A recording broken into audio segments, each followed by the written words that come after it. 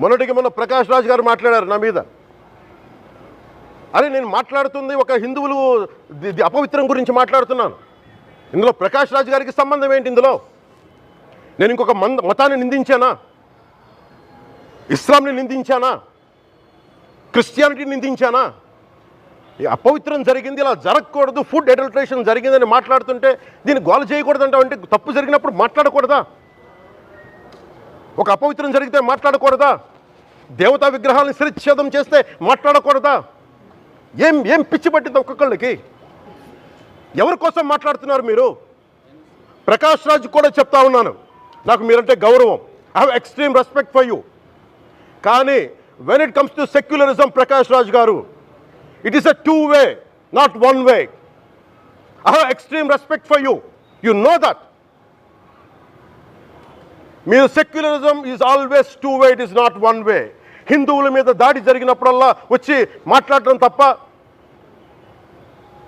అన్య మతాల మీద జరిగితే నేను కూర్చొని ఇంతమంది కౌలు రైతులకు ఇచ్చాను, ఎంతమంది ముస్లిం ఇస్లాం రైతాంగానికి ఇచ్చాను నేను.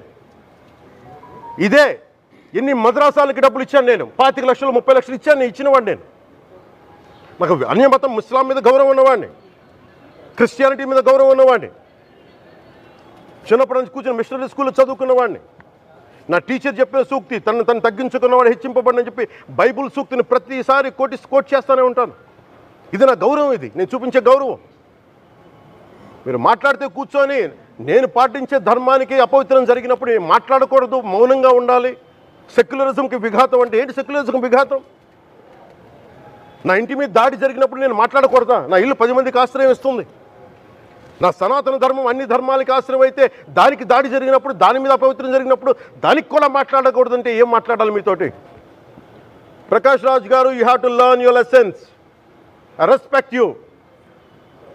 It's not just Prakash Raj Garu, all the people who thinks in the name of secularism, you're going haywire. Let me tell you guys, we are extremely hurt. Don't make a mockery out of our sentiments.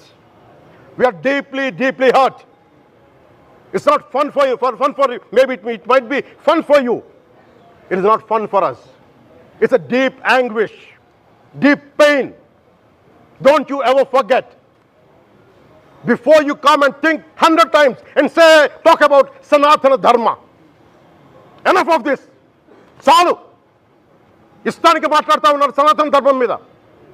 Ayyappa స్వామి మీద మాట్లాడతారు, సరస్వతి దేవి మీద మాట్లాడతారు. అల్లా మీద మీరు మాట్లాడగలరా? మహమ్మద్